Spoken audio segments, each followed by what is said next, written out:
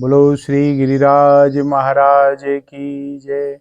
कृष्ण कन्हैया लाल की जय। अखंड मंडलाकारं व्याप्तं येन चराचरं तत्पदं दर्शितं येन तस्मै श्री गुरुवे नमः। भक्ताविलासाचरितानुसारी दुग्धाधिचोरेण यशो विसारी कुमारिकानंदित घोष नारी मम प्रभु श्री गिरिराजधारी। बोलो श्री गिरिराज महाराज की जय। हम आप सब भगवान की वाणी श्रीमद् भगवद गीता का सत्संग स्मरण कर रहे हैं। उसमें अभी तक हमने तृतीय अध्याय के 19वें श्लोक तक का सत्संग किया। अब आगे चलते हैं। भगवान कहते हैं कि आसक्ति रहित होकर कर्म करने, अर्थात अपने लिए कोई कर्म ना करने से क्या कोई परमात्मा को प्राप्त हो चुका है? इसका उत्तर भगवान अगले श्लोक में देते हैं। महाराज भगवान कहते हैं, अर्जुन कर्मणेव हि संसिद्य मास्तिथा जनकादया लोक संग ग्रहमेवापि संप्यस्यन् कर्तुमर्हसि। कर्मणेव हि संसिद्धि मास्तिथा जनकादया। यहां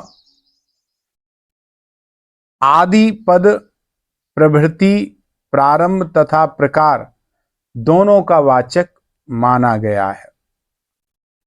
यदि यहां आए आदि पद को प्रवृत्ति का वाचक माना जाए तो जनकादया जो पद है उसका अर्थ होगा जिनके आदि आरंभ में राजा जनक अर्थात राजा जनक तथा उनके बाद में होने वाले महापुरुष, ये माना जाएगा। परंतु यहां ऐसा अर्थ मानना ठीक नहीं प्रतीत होता, क्योंकि राजा जनक से पहले भी अनेक महापुरुष हुए हैं जिन्होंने कर्मों के द्वारा परम सिद्धि को प्राप्त किया है। महाराज जैसे सूर्य, वैवस्यमान मनु, राजा इक्ष्वाकु आदि आदि अनेक राजा हुए हैं जिन्होंने भगवान को प्राप्ति की है उसी से।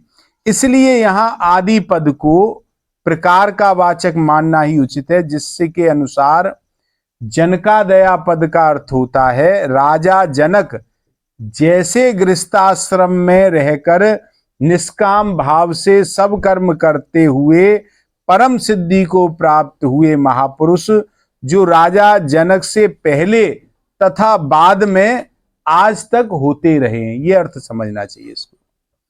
कर्मयोग बहुत पुरातन है, नया नहीं है, बहुत पुरातन है, जिसके द्वारा राजा जनक जैसे अनेक महापुरुषों ने परमात्मा को प्राप्त किया है अथवा परमात्मा को प्राप्त हो चुके हैं। महाराज अतः वर्तमान में तथा भविष्य में भी यदि कोई कर्मयोग के द्वारा परमात्मा को प्राप्त करना चाहे तो उसे चाहिए कि वह मिली हुई प्रकृति के द्वारा वस्तुओं को, शरीर आदि को कभी अपनी और अपने लिए नहीं माने कि ये मेरी है और मेरे लिए है, यह भाव उसमें नहीं आना चाहिए। कारण कि वास्तव में वे अपनी और अपने लिए हैं ही नहीं, प्रत्युत संसार की और संसार के लिए, संसार के द्वारा मिली है, इसका मतलब संसार के लिए है, उन्हीं के लिए।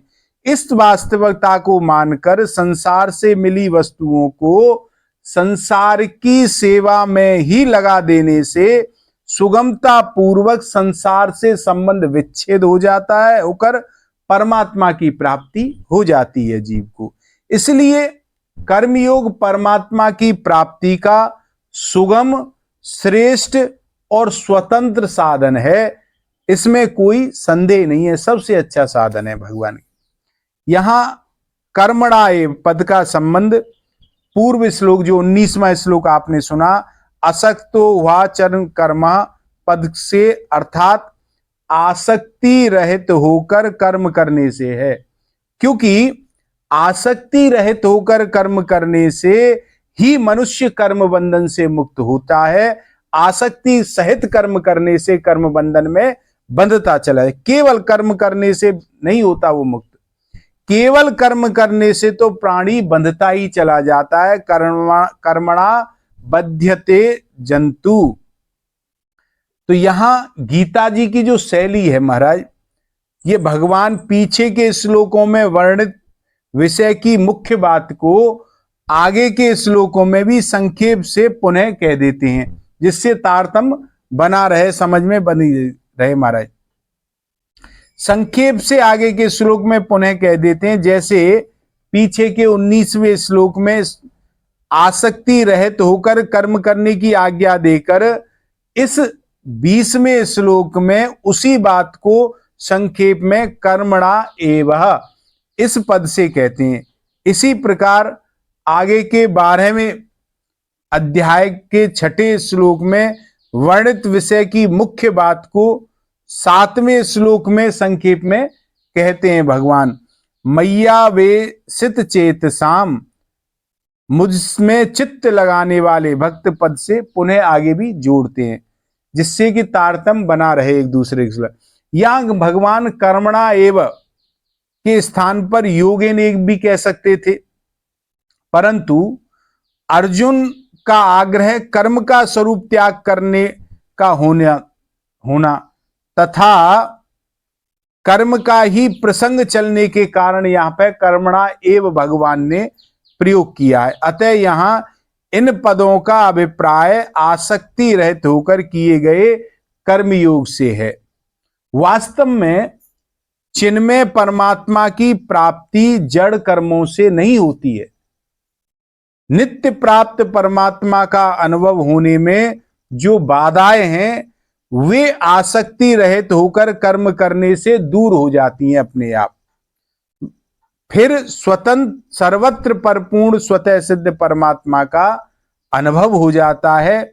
इस प्रकार परमात्म तत्व के अनुभव में आने वाली बाधाओं को दूर करने के कारण यहां कर्म के द्वारा परम सिद्ध परम तत्व की प्राप्ति की बात कही गई है महाराज। ऐसा कहा गया है। परमात्म प्राप्ति संबंधी मार्मिक बात क्या है? मनुष्य सांसारिक पदार्थों की प्राप्ति की तरह परमात्मा की प्राप्ति को भी कर्मजन्य मान लेते हैं। जैसे संसार की वस्तु कर्मों से मिलती है, ऐसे समझते हैं परमात्मा को भी हम ऐसे ही प्राप्त कर लें। वे ऐसा विचार करते हैं कि जब किसी बड़े उच्चाधिकारी से मिलने में मेहनत करनी पड़ी है, बड़ा कर्म करना पड़ता है, तब अनंत कोटि ब्रह्मांड नायक परमात्मा से मिलने के लिए थोड़ा बहुत परिश्रम, तप, व्रत आदि करना पड़ेगा ही। वे ऐसा मान लेते। वस्तुतः यही साधक की सबसे बड़ी भूल है, जो संसार की तरह मान लेते हैं। यहां ये चीज नहीं चाहिए। मनुष्य योनि का कर्मों से घनिष्ठ संबंध है, इसलिए मनुष्य योनि को कर्म संगी अर्थात कर्मों में आसक्ति वाली कहा गया है। ये कर्मों के संगी रची बसी है। रजसी प्रलयम गत्वा कर्म संगेषु जायते। यही कारण है कि कर्मों में मनुष्य की विशेष प्रवृत्ति रहती है और वह कर्मों के द्वारा ही अविष्ट वस्तु को प्राप्त करना चाहता है कि मैं करके प्राप्त कर लूंगा सबको। प्रारब्ध साथ रहने पर वह कर्मों के द्वारा भी अविष्ट सांसारिक वस्तुओं को प्राप्त कर लेता है। उसके प्रारब्ध में होती है तो कर्म से मिल जाती है, जिससे उसकी यह धारणा पुष्ट हो जाती है कि प्रत्येक वस्तु कर्म से मिली प्रारब्ध से है, तो वो समझ लेता है कि कर्म से मिलती है और मिल सकती है, ऐसा मान लेता है। तो परमात्मा के विषय में भी उसकी यही भाव हो जाता है और वह चेतन परमात्मा को भी जड़ कर्मों के द्वारा प्राप्त करने की चेष्टा करता है। जैसे संसारिक वस्तुओं को प्राप्त करना चाहता है, ऐसी वह परमात्मा को प्राप्त करना चाहता है। परंतु वास्तविकता में यही है कि परमात्मा की प्राप्ति कर्मों के द्वारा नहीं होती और इस विषय को बहुत गंभीरता पूर्वक समझना चाहिए। जब तक नहीं समझोगे तो बात परमात्मा तक नहीं पहुंच पाएगी। कर्मों से नाशवान वस्तु संसार की प्राप्ति होती है, अविनाशी वस्तु परमात्मा की नहीं, क्योंकि संपूर्ण कर्म नाशवान शरीर, इंद्रियां आदि के संबंध से ही होते हैं। इन्हीं से कर्म होते हैं, शरीर से और इंद्रियों से। जबकि परमात्मा की प्राप्ति नाशवान से सर्वथा संबंध विच्छेद होने पर होती है। जब हम नाशवान से संबंध हटा लेते हैं तब परमात्मा की प्राप्ति होती है, और कर्म नाशवान के द्वारा होते हैं महाराज। प्रत्येक कर्म का संबंध और अंत होता है। भाई कर्म का सबका अंत आरंभ है और अंत है, प्रारंभ भी होगा और अंत। इसलिए कर्म के फलस्वरूप प्राप्त होने वाली वस्तु भी उत्पन्न और नष्ट होने वाली होती है। कर्मों के द्वारा उसी वस्तु की प्राप्ति होती है जो देश काल आदि की दृष्टि से दूर अप्राप्त हो। देश सांसारिक वस्तु एक देश काल आदि में रहने वाली है, वो तो यहां है तो वहां है। उत्पन्न और नष्ट होने वाली है संसारिक वस्तु, प्रतिक्षण बदलने वाली है संसारिक वस्तु। अतः उसकी प्राप्ति कर्म साध्य है संसार की वस्तु। परंतु परमात्मा सब देश काल वस्तु व्यक्ति आदि में परिपूर्ण नित्य प्राप्त है, एक स्वरूप से है, एवं उत्पत्ति विनाश और परिवर्तन से सदा रहित है परमात्मा, उसमें ये नहीं। अतः उनकी प्राप्ति स्वतः सिद्ध है परमात्मा की, कर्म साध्य नहीं है। भगवान साधन साध्य नहीं है, कृपा साध्य है, वो तो अपने आप है महाराज। यही कारण है कि सांसारिक पदार्थों की प्राप्ति चिंतन से नहीं होती। तुम सोचो रसगुल्ला मिल जाए चिंतन से, वो नहीं मिलेंगे, वह कर्म करने से ही मिलेंगे। तो सांसारिक पदार्थों की प्राप्ति चिंतन से नहीं होती है महाराज। तो यहां उनके लिए कर्म करना पड़ता है जो समीप से समीप हो। वास्तव में देखा जाए तो परमात्मा की प्राप्ति चिंतन रूप क्रिया से भी नहीं होती।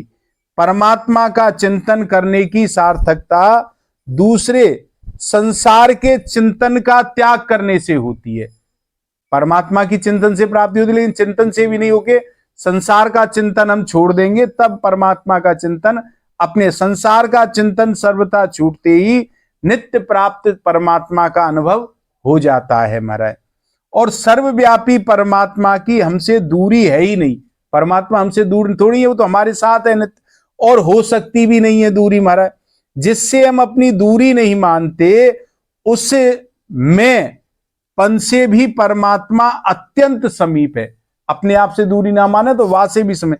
मैं पन तो परिच्छिन्न है, एक देशी है, पर परमात्मा परिच्छिन्न नहीं है। ऐसे अत्यंत समीपस्थ नित्य प्राप्त परमात्मा का अनुभव करने के लिए सांसारिक वस्तुओं की प्राप्ति का के समान तर्क तथा युक्तियां लगाना अपने आप को धोखा देना है कि संसारिक वस्तुओं को जैसे पा लेते हैं वैसे परमात्मा को पालेंगे। ये स्वयं को धोखा देना है, किसी और को नहीं। सांसारिक वस्तु की प्राप्ति इच्छा मात्र से नहीं होती कि हम इच्छा करें और वो मिल जाए, परंतु परमात्मा की प्राप्ति उत्कट अभिलाषा मात्र से हो जाती है। तुम्हारे हृदय में उनको प्राप्त करने की उत्कंठा अभिलाषा जितनी तेज होगी उसी से परमात्मा की प्राप्ति हो जाती है। इस उत्कट अभिलाषा के जागृत होने में सांसारिक भोग और संग्रह की इच्छा ही बाधक होती है, दूसरा कोई बाधक है ही नहीं। यदि परमात्मा की प्राप्ति उत्कट अभिलाषा अभी जागृत हो जाए तो अभी परमात्मा की प्राप्ति हो जाएगी, देर नहीं लगेगी महाराज।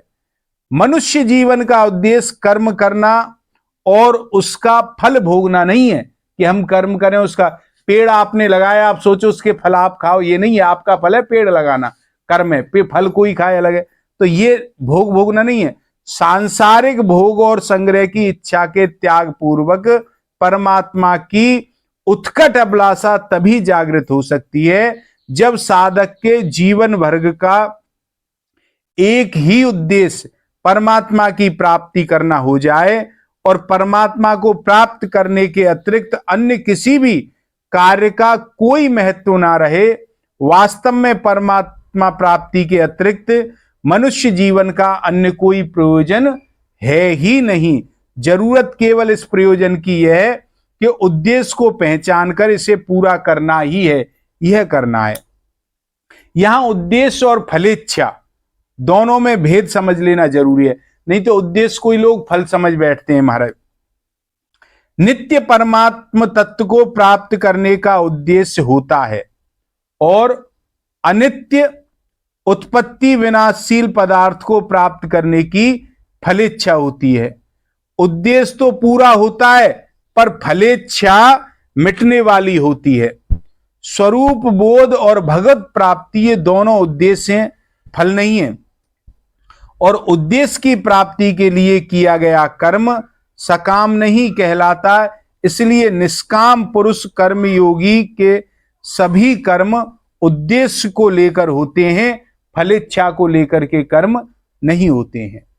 कर्म योग में कर्म जड़ता से संबंध विच्छेद का उद्देश्य रखकर शास्त्र विहित शुभ कर्म किए जाते हैं और सकाम पुरुष फल की इच्छा रखकर अपने लिए कर्म करता है और कर्मयोगी फल की इच्छा त्याग करके दूसरों के लिए कर्म सेवा करता है। ये अंतर है।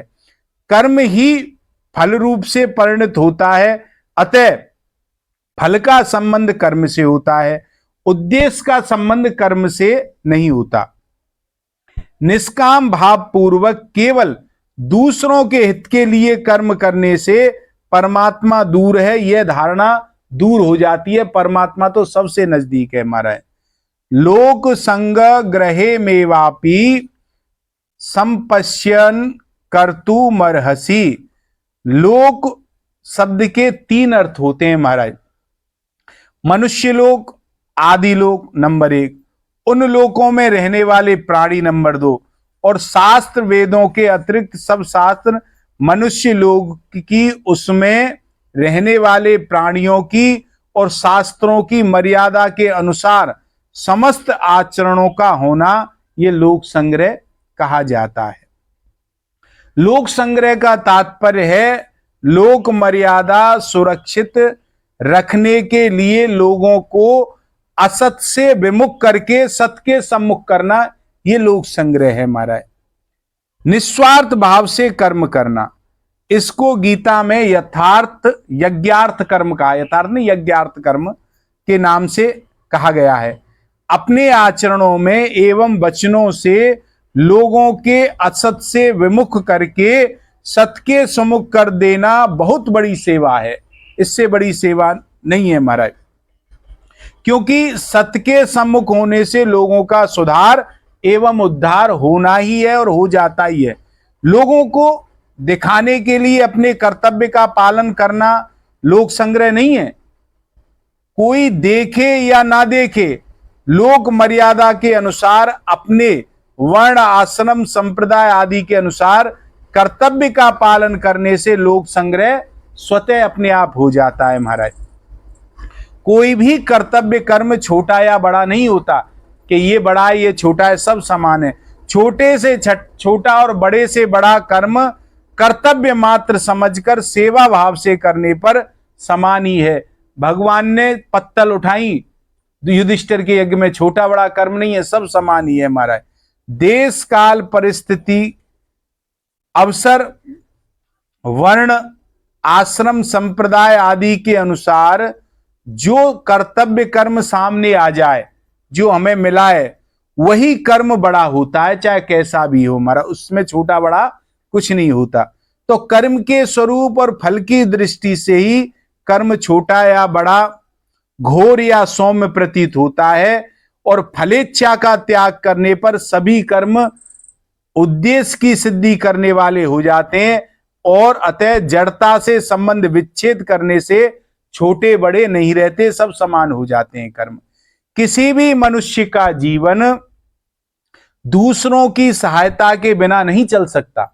आप बताओ, कहीं ना कहीं आवश्यकता कैसे चलेगा आपका जीवन? शरीर माता पिता से मिलता है, अपने आप तो शरीर नहीं मिला, तो शरीर का जन्म ही जब माता के पिता के नहीं हो सकता। और विद्या योग्यता शिक्षा आदि गुरु से मिलती है। और अन्न ग्रहण करते हैं महाराज, वह दूसरों के द्वारा उत्पन्न किया जाता है। जो हम अन्न ले रहे हैं, किसान कर रहे हैं, वह उसके द्वारा उत्पन्न किया गया होता है। जो वस्त्र पहनते हैं वह भी दूसरों के द्वारा बनाए गए हैं महाराज। जिस मकान में रहते हैं उसका निर्माण भी दूसरों के मिस्त्री आदि के द्वारा किया गया है। जिस सड़क पर हम चलते हैं वह भी दूसरों के द्वारा बनाई गई है, आदि आदि। इस प्रकार प्रत्येक मनुष्य का जीवन निर्वाह दूसरे के आश्रित है, दूसरे के बिना जीवन जिया नहीं जाता। अतः हरेक मनुष्य पर एक दूसरे मनुष्य का ऋण है, कर्ज चढ़ा हुआ है, जिससे उतारने के लिए यथाशक्ति दूसरे की निस्वार्थ सेवा करना आवश्यक है। अपने कहलाने वाले शरीर आदि संपूर्ण सांसारिक पदार्थों को किंचित मात्र भी अपना और अपने लिए ना मानने से मनुष्य इस ऋण से मुक्त हो जाता है। यहां कर्मडेव ही संसिद्धा पद से सिद्ध होता है कि कर्मयोग मुक्ति का स्वतंत्र साधन है। जनकादि राजाओं ने भी कर्मयोग के द्वारा परम सिद्धि प्राप्त की, क्योंकि उन्होंने केवल दूसरों की सेवा के लिए, उनको सुख पहुंचाने के लिए ही राज्य किया। अपने सुख के लिए राजा नहीं रहे हुए, वह दूसरों के सुख के लिए राजा रहे। लोग संग्रहे मेवापी संप्यस्य कर्तुमर्हसि पदों का तात्पर्य है कि तेरे को लोगों में कर्मयोग का यह आदर्श स्थापित करना चाहिए। अर्जुन से कहते हैं भगवान कि कर्मयोग का पालन करने से परम सिद्धि प्राप्त हो जाती है। ये आज के श्लोक का रहा, इसको यहीं विराम करते हैं, फिर कल करेंगे 2 मिनट नाम संकीर्तन, फिर विश्राम। राधे राधे गोविंद गोविंद राधे, राधे राधे गोविंद गोविंद राधे, राधे राधे गोविंद गोविंद राधे, राधे राधे गोविंद गोविंद राधे, राधे राधे गोविंद गोविंद राधे, राधे राधे गोविंद गोविंद। बोलो कन्हैया लाल की।